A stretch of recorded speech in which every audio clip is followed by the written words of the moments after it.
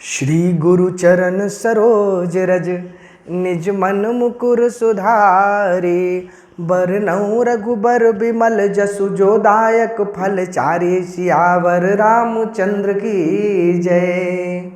दो बार भगवान नाम संकीर्तन कर लिया जाए। श्री राम जय राम जय जय राम, जय जय विघ्न हरन हनुमान, जय जय सिद्धि करन हनुमान। करपात्री जी महाराज का उद्घोष है, धर्म की जय हो, अधर्म का नाश हो, प्राणियों में सद्भावना हो, विश्व का कल्याण हो, गौ माता की जय हो, गौ हत्या बंद हो, सनातन धर्म की जय हो, हनुमान जी महाराज की जय हो, समस्त संत गणों की जय हो, समस्त भक्त गणों की जय हो। ओम नमः पार्वती पतये, हर हर महादेव। प्रथम तो प्रणाम करते हैं हनुमान जी महाराज को, जिनकी कृपा के बिना इस कथा को कहना या सुनना दोनों संभव नहीं हो पाता है। तत्पश्चात प्रणाम करते हैं समस्त देवी देवताओं को, प्रभु श्री राम को, तत्पश्चात समस्त संत महात्माओं को, सबको प्रणाम करते हुए समस्त श्रोतागणों को प्रणाम करते हैं, जिनके हृदय में हनुमान जी महाराज और माता पार्वती विराजमान हैं। कथा के रसिक श्रोतागण समस्त लोगों को ओम नमो नारायण प्रणाम करते हुए हम लोग प्रसंग पर चर्चा करते हैं। भगवत प्रेरणा से इच्छा हुई कि श्री भरत जी के चरित्र पर कुछ चर्चा की जाए। वैसे तो भरत अमित महिमा सुनु रानी, जानहि राम न सकहि बखानी। भरत जी की तो महिमा प्रभु श्री राम न कह पाए, सो मैं कुमति कहूँ कही भांति, बात सुराग की गाडर ताती। गोस्वामी जी ने स्वयं कहा कि वो स्वयं भी कहने में असमर्थता जताते हैं श्री भरत जी की महिमा की। तो हम जैसे मामूली संत महात्माओं की क्या औकात है कि हम लोग श्री भरत जी के बारे में कुछ कह पाएँ, किंतु प्रयास जथामति जितना होगा आप लोगों के साथ किया जाएगा।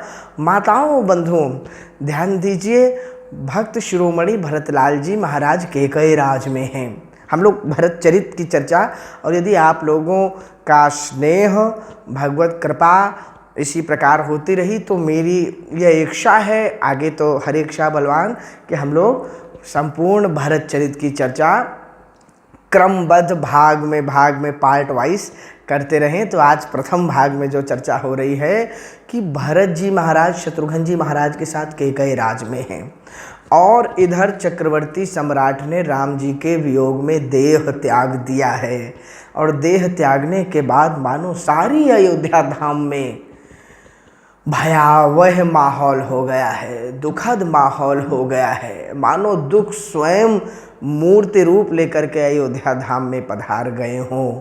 तो जब सारी रानियां विकल हैं, सारी दासियां विकल हैं, सारे प्रजावासी विकल हैं, तो वशिष्ठ मुनि ने आकर के, और चूँकि कुल पुरोहित हैं, मोर्चा संभाला और सबको यह समझाइश दी कि देखिए यह कोई पहली बार नहीं हो रहा है, यह वंश हो या कोई भी वंश हो, अनेक राजा आए और अपने समय अनुसार चले गए। यह मृत्यु लोक का नियम है, जो आया है सो जाएगा, राजा रंग फकीर। तो इस प्रकार की बात वशिष्ठ जी महाराज ने, तब वशिष्ठ मुनि समय सम कही अनेक इतिहास, शोक निवारे सबहि कर निज विज्ञान प्रकाश। शोक निवारा समय अनुसार इतिहास की कथाएं बता के, कह रहे राजा दिलीप कितने यशस्वी थे, गए ना, भगीरथ जी भी गए, और भी जितने राजा सगर भी चले गए, राजा रघु जो वंश है रघुवंश, राजा रघु भी अपना निश्चित कार्य करके, निर्धारित कार्य करके चले गए, तो सब चले गए। उस प्रकार चक्रवर्ती सम्राट भी चले गए। ज़्यादा दुखी होने की और कोई आश्चर्य मनाने की बात नहीं है, सबके शोक को संतुष्ट किया।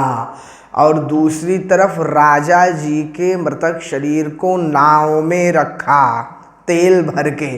जैसे आजकल फ्रीज़र का काम जब परिवार वाले बाहर रहते हैं और आने में उनको विलम्ब हो जाता है तो बर्फ़ की सिल्लियों का लोग उसमें रख देते हैं शरीर को, ताकि खराब ना हो, वो उसमें कुछ गड़बड़ी ना आ जाए, दाह संस्कार के लिए तब तक बचा रहे, प्रिजर्व रहे जिसे अंग्रेजी में कहते हैं। तो उसी प्रकार पूर्व युग में, पूर्व समय में क्या होता था, पूर्व काल में, कि नाव में तेल भर के और उसमें शरीर को रख दिया जाता था तो वो भी सुरक्षित रहता था। तो क्या किया कि तेल नाव भरी नृप तनु राखा और दूत बुलाई बहोरी यश भाखा। और दूतों को बुलाया, 5 दूत बुलाए और दूतों से कहा कि ऐसा है, धावहूँ बेगी भरत पही जाहू और नृप सुधि कतहूँ कहू नहीं काहू। ध्यान दीजिएगा, क्या व्यवहारिक बात है। कहा तुरंत निकलो और जाकर के भरत जी महाराज और शत्रुघ्न जी को बुला करके लाओ।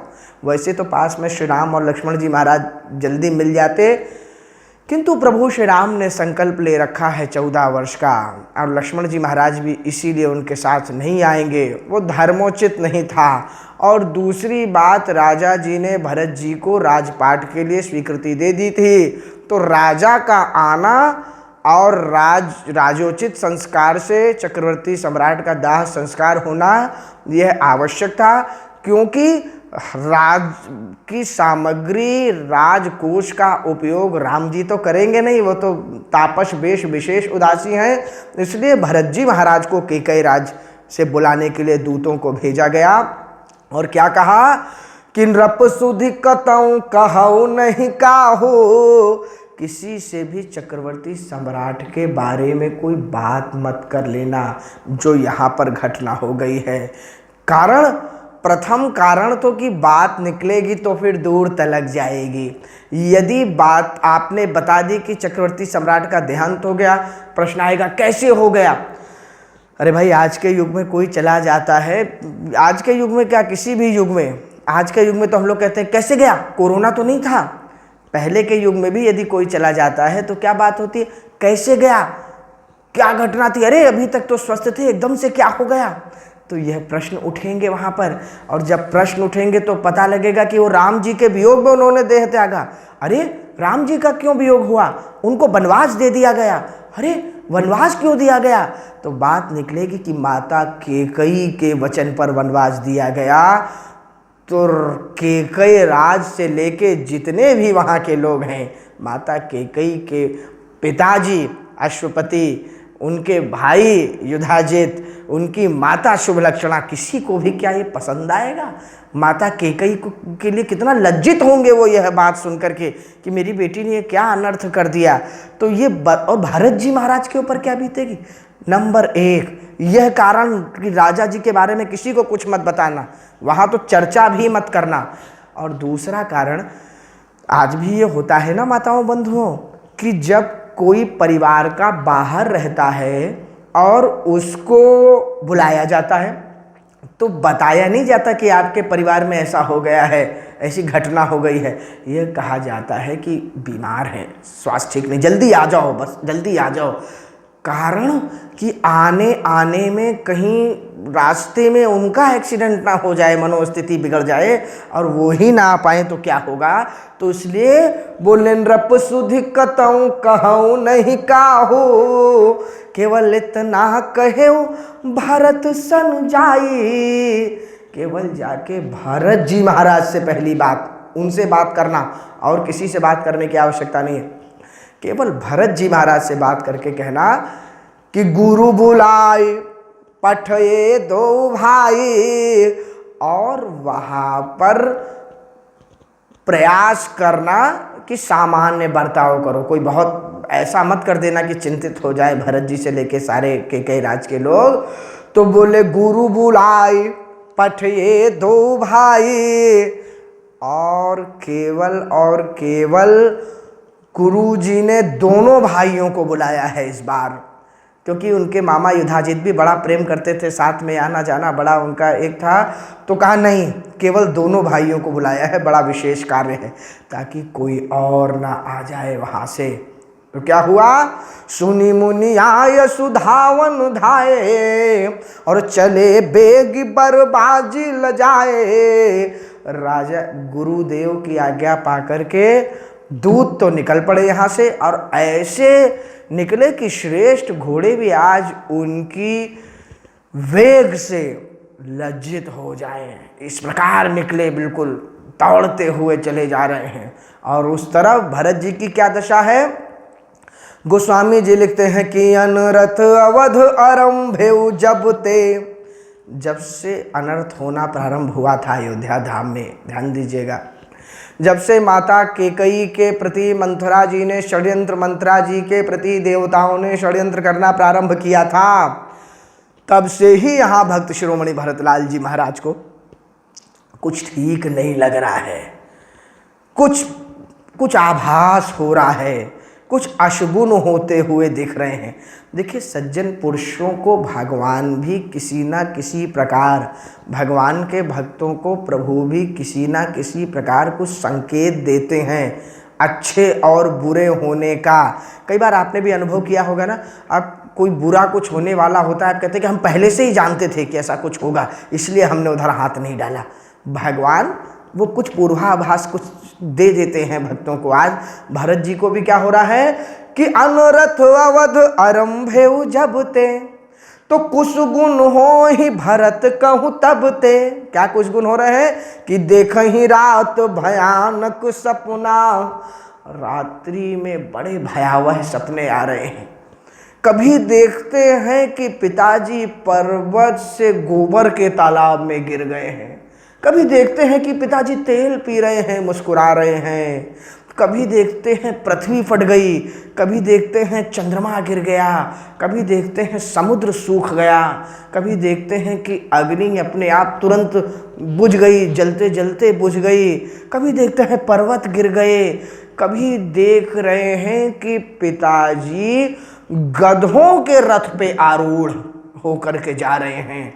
अरे, रात्रि में इस प्रकार के विचित्र सपने जब आ रहे हैं तो हमारे आपको भी जब बड़े विचित्र, बड़े भयावह, भयंकर सपना, जब भयंकर सपना आता है तो क्या होता है, एकदम से छटपटा के नींद खुल जाती है। कई बार तो हम और आप सपने में ही इतने भयभीत हो जाते हैं कि सपने में ही प्रयास करते हैं कि आंखें खुल जाएं और मैं इस जाल से बाहर निकलूं किसी प्रकार, और एकदम आंखें खोल के बैठ जाते हैं। कई बार लोग भयभीत होकर चिल्ला देते हैं सपने में ही, सपने से बाहर एकदम आवाज़ आ जाती है। तो उसी प्रकार भरत जी महाराज भी ऐसा भयावह सपना आ रहा है, इन सपनों को देख के एकदम रात में नींद खुल जाए और नींद खुल के बैठ जाए और बैठ के केवल विचार करने लगे, अरे यह क्या हो रहा है, ये इस प्रकार के स्वप्न मुझे क्यों आ रहे हैं। तो देख ही रात भयानक सपना और जाग कर ही कटु कोटि कल्पना। सुबह जागते हैं और बड़े कटु कटु कल्पनाएं करते हैं। क्या हो रहा है, कैसे यह सब हो रहा है। कुछ मित्रों से भी चर्चा करते हैं किस प्रकार के सपने मुझे आ रहे हैं और नित्य आ रहे हैं, ये सपने रुक नहीं रहे, क्या कारण है। अरे, मैंने तो यह सुना है कि यदि गधे के रथ पे आरूढ़ किसी को देख लिया जाए, जिस प्रकार मैंने पिताजी को देखा है, तो भैया हो ना हो कहते हुए कष्ट हो रहा है, किंतु श्री राम लक्ष्मण जी, माता पिता या मुझ में या शत्रुघ्न, किसी एक की मृत्यु होने जैसा आभास हो रहा है मुझे। ऐसे भयानक सपने आ रहे हैं। वाल्मीकि रामायण में स्पष्ट इस बात को भरत जी ने कहा है, इस प्रकार से मैं भयभीत हो रहा हूँ, मुझे बड़ा भय लग रहा है। तो जब भय लग रहा है, चिंता लग रही है, कुछ विपत्ति ना आ जाए, तो सज्जन पुरुष क्या करते हैं, विपत्ति से बचने के लिए, दुख कष्ट से बचने के लिए भगवान का भजन करते हैं और सत्कर्म करते हैं। सत्कर्म भरत जी ने प्रारंभ कर दिए तुरंत। वैसे तो वह पूर्व ही सत्कर्मी थे, किंतु यह सकाम सत्कर्म कर रहे हैं अपने परिवार के लिए। क्या, विप्र जेवाई देहि दिन दाना, ब्राह्मणों को भोजन करा रहे हैं। माताओं बंधुओं, इस पृथ्वी के देवता ब्राह्मणों को माना गया है। ब्राह्मणों की सेवा, संतों की सेवा अवश्य करिए। वह आपके धन का सर्वोत्तम सदुपयोग है, दान पुण्य करना। और साथ में बोले विप्र जेवाहि देहि दिन दाना, शिव अभिषेक करहि विधि नाना। हमने तो कई लोगों को देखा है, एकदम से बात याद आई, संतों महात्माओं को भोजन भी कराते हैं किंतु साथ में दान नहीं देते हैं। अरे भैया एक का सिक्का ही दे दो, किंतु भोजन कराने के बाद ब्राह्मणों को संतों को दान देना परम आवश्यक है। कारण उन्होंने आपका भोजन ग्रहण करके, प्रसाद ग्रहण करके आप पर उपकार किया है, कोई आपने थोड़ी उन पर उपकार किया है, तो उसकी दक्षिणा देना भी आवश्यक है। आपको अभिमान ना आ जाए कहीं हम इनको भोजन करा रहे हैं, लेकिन क्या कहा जाए, संस्कारों में ये बातें क्यों नहीं धीरे धीरे लुप्त होती जा रही हैं। तो विप्र जेवाहि देहि दिन दाना, और क्या कर रहे हैं कि शिव अभिषेक करहि विधि नाना, और रुद्राभिषेक कर रहे हैं, भगवान शंकर का अभिषेक कर रहे हैं। कारण ध्यान दीजिए, विपत्ति आने वाली है, ऐसा भरत जी को आभास हो रहा है। और विपत्ति को क्या कोई और टाल, हमारे आने वाले कष्टों को, भोगों को कोई टाल सकता है इस संसार में? प्रारब्ध को नहीं टाल सकता। केवल और केवल इस संसार में भावी ही मेटि सकें त्रिपुरारी। भगवान शंकर में यह शक्ति है कि आपके आने वाले भोगों को भी वह टाल सकते हैं। तो क्या हुआ, बोले शिव अभिषेक करहि विधि नाना, और मांगहि हृदय महेश मनाई, कुशल मातु पितु परिजन भाई। अपना नाम नहीं है उसमें कहीं, ध्यान दीजिए, कुशल मातु पितु परिजन भाई। सबसे पहले मेरे माता पिता को सुरक्षित रखना, मेरे भाइयों को सपरिवार सुरक्षित रखना। हे महादेव ऐसी कृपा करो कि मेरे परिवार को कुछ ना हो। तो मांगहि हृदय महेश मनाई, और कुशल मातु पितु परिजन भाई, यही विधि सोचत भरत मन। मन में यही सोच रहे हैं, भगवान का रुद्राभिषेक चल रहा है और मन में यही प्रार्थना चल रही है कि प्रभु सब कुशल से रखना, सब अच्छे से रखना, कोई विपत्ति ना आ जाए। आप कहेंगे कि जब इतना पूजा पाठ किया तो विपत्ति तो आ ही गई, ये और विस्तृत है। देखिए, मैं प्रयास करूंगा कि यह जो चर्चा चले और भगवान कृपा रखें, उनकी इच्छा भी हो भगवान हम सबके कि इसको और भी हम लोग आगे बढ़ाएं प्रसंगों को। और पूरा मेरी तो इच्छा है, बाकी मैंने प्रथम भी कहा हरीक्षा बलवान कि पूरे भरत चरित को हम लोग क्रमबद्ध चर्चा करें, विशुद्ध भरत चरित की चर्चा करें। तो इसलिए बहुत ज़्यादा मैं इधर उधर की बातें नहीं, किंतु थोड़ी बहुत कभी। तो देखिए, मैं कह रहा था आपसे कि भरत जी महाराज ने पूजा की तो सब कुछ तो बिगड़ तो गया। अयोध्या जी पे इतनी बड़ी विपत्ति थी कि न जाने क्या क्या हो जाता। वो केवल चक्रवर्ती सम्राट की मृत्यु पे आकर के और मामला निपट गया। यह केवल महादेव के अभिषेक का यह प्रताप है, फल है, ध्यान दीजिएगा। तो शिव अभिषेक करहि विधि नाना, मांगहि हृदय महेश मनाई, कुशल मातु पितु परिजन भाई, यही विधि सोचत भरत मन, और धावन पहुँचे आए। तब तक दूत आ गए और दूतों ने आकर के कान में धीरे से कहा कि राजकुमार, आपको गुरुदेव ने बुलाया है अति शीघ्र। तो रुद्राभिषेक करते हुए राजकुमार ने वहीं रुद्राभिषेक रोक दिया। गुरु की आज्ञा है, गुरुदेव ने शीघ्र बुलाया है। तो क्या किया, महादेव को प्रणाम करते हुए गणपति भगवान को प्रणाम किया। हे प्रभु, अब आगे आप संभाल लेना। तो गुरु अनुशासन श्रवण सुनि चले, गणेश मनाए। गणेश जी की पूजा करके, गणपति भगवान की गणपति वंदना करके और तुरंत निकल गए और रथ की लगाम को स्वयं संभाल करके दौड़ पड़े भरत जी कि चले समीर बेग है हाँ के। और ऐसे चल रहे हैं मानो वायु के वेग से दौड़ रहे हैं। क्योंकि पहले ही कुशगुन हो रहे थे, स्वप्न आ रहे थे और इधर दूतों ने कुछ बताया नहीं, भरत जी ने भी भय के मारे पूछा नहीं। और यह उचित भी नहीं था। जब गुरु जी ने केवल कहा है कि बुला के लाओ, कोई संदेशा नहीं देने को कहा है, तो भागे तुरंत गुरु जी ने क्यों बुलाया है? तो मन में छटपटाहट है, क्यों बुलाया, क्या कारण हो सकता है? तो चले समीर बेग है हाँ के और नांगत सरित शैल बन बाके। बड़ी बड़ी सरताएं, बड़े बड़े तालाब, बड़े बड़े बनों को लांघते हुए भरत जी महाराज दौड़े चले जा रहे हैं। अरे हृदय सोच बड़ कछु न सुहाई। हृदय में न जाने क्या क्या विचार आ रहे हैं, क्या क्या उत्पन्न हो रहे हैं। यह तो नहीं हो गया होगा, ऐसा तो, हे भगवान ऐसा ना हो, हे भगवान वैसा ना हो, मैं जल्दी पहुंच जाऊं किसी प्रकार। और अच्छे अच्छे दृश्य भी यदि दिख रहे हैं ना, कुछ नहीं सुहारा भरत जी को। और ना भोजन, ना 7 दिन लगे पहुंचने में, ना भोजन, ना पानी, ना कोई बात, केवल कैसे पहुंच जाऊं मैं जल्दी। तो हृदय सोच बड़ कछु न सुहाई। क्या मन में है कि अस जानहु जिय जाऊं उड़ाई। ऐसा लग रहा था कि मानो उड़ के पहुंच जाऊं कितने जल्दी, कैसे पहुंच जाऊं बस मैं जल्दी से अपने स्थान पर। एक निमेष बरस समझाई। एक एक निमेष बरसों के समान लग रहा है। ये चिंता और दुख की स्थिति होती है माताओं बंधुओं।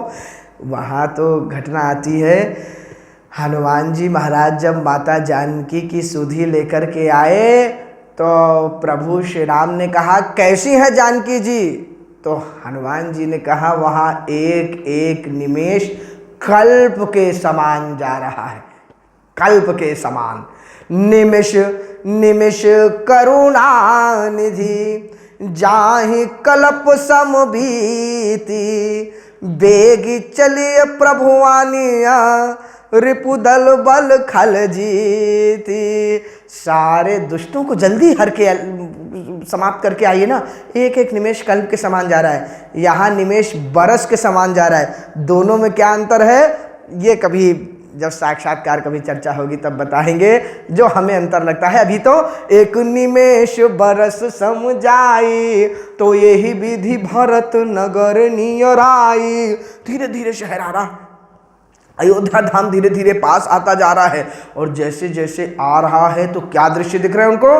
जो अशगुन दिख रहे थे, कुशगुन हुई भरत कहूँ तब ते, यहाँ वो साक्षात दिख रहे हैं। कुछ तो अशगुन हर जगह कि अशगुन होई नगर पैठारा रटही को भांति कुखेत करारा।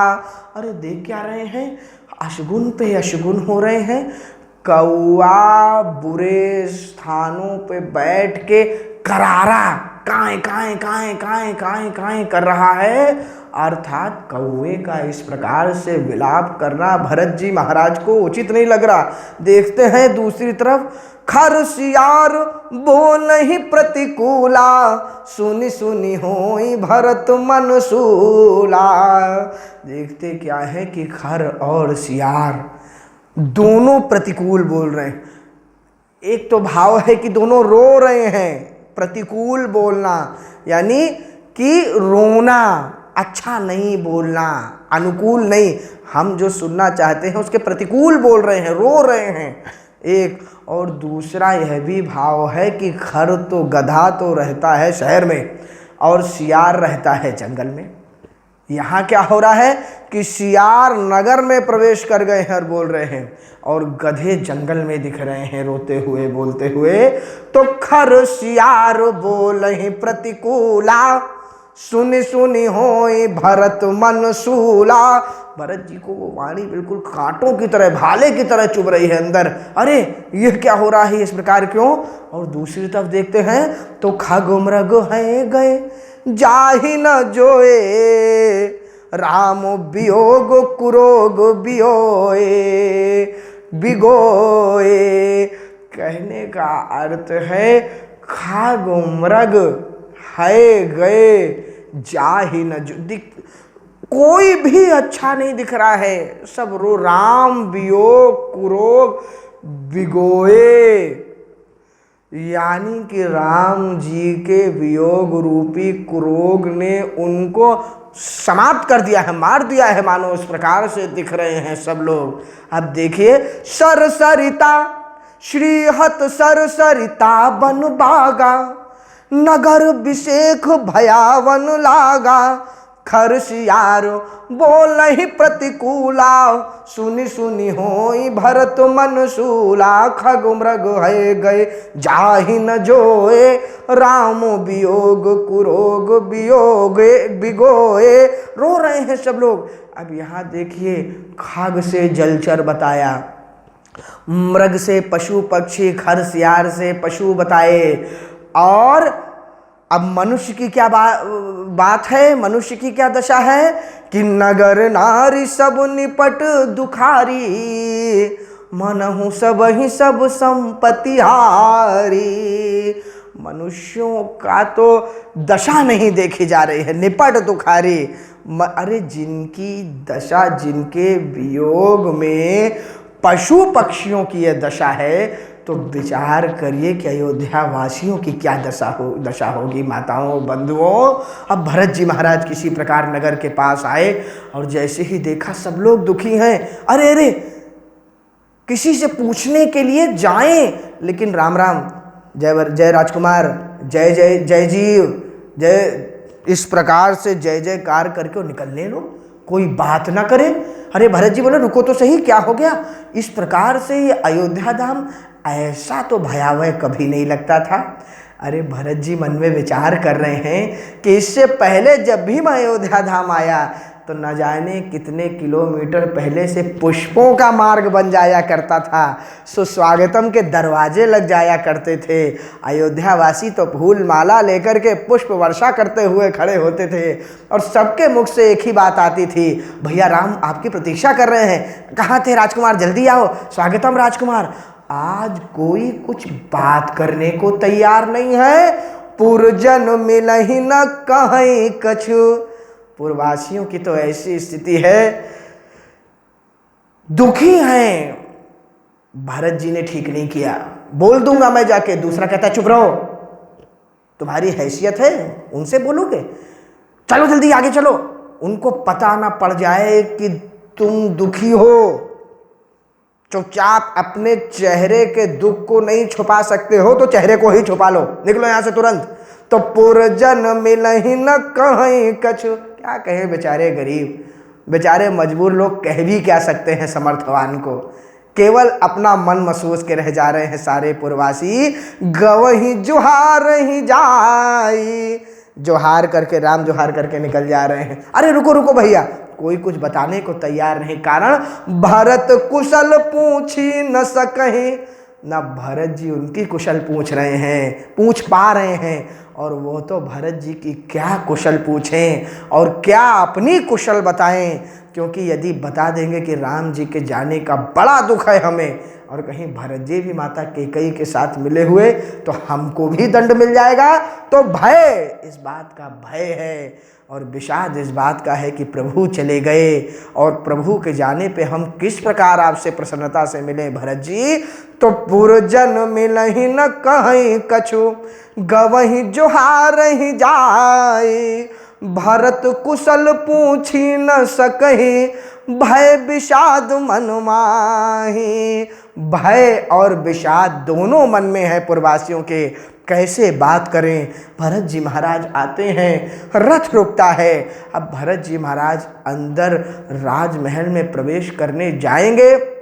उस चर्चा को हम लोग आगे के भाग में देखेंगे। यदि आप लोगों से निवेदन है कि और लोगों को भी यदि आप लोग जोड़ेंगे तो बड़ा अच्छा रहेगा और लोग भी आनंद ले पाएँ, और नहीं तो केवल प्रयास है कि जो वास्तव में भगवान की कथा के मानस प्रेमी हो, राम कथा के, उनको अवश्य इस चर्चा को, इस प्रयास को वहाँ तक पहुँचाएं। भक्त शिरोमणि भरतलाल जी की चरित्र की चर्चा होगी, और भगवान ने अगर कृपा रखी तो आगे भी हम लोग करते रहेंगे। मैं फिर कह रहा हूँ कि भरत जी की महिमा तो राम जी भी नहीं बता पाए। और करहि को भरत बड़ाई, सरसी सीप की सिंधु समाई। क्या सीपी में भी समुद्र समा सकता है? तो हमारी आपकी क्या औकात है जो हम लोग उनके चरित्र को बखान कर पाएँ। जथामति मैं प्रयास अवश्य करूँगा। आप लोगों को यदि आनंद आए, आप लोग अगर इस कथा में भाव विभोर हो, बेबल हो, क्योंकि भरत जी की कथा कहना जितना कठिन है, सुनना उससे भी अधिक कठिन है। वैराग्य प्रदायिनी है यह कथा, भक्ति प्रदायिनी है यह कथा। तो यदि आप लोगों को आनंद आए तो निवेदन है आनंद भी लें और मानस प्रेमियों तक अवश्य इस कथा को आप लोग भी पहुँचाएं। इसी के साथ जय जय सीताराम, बोले भक्त शिरोमणि भरतलाल जी महाराज की जय, हनुमान जी महाराज की जय।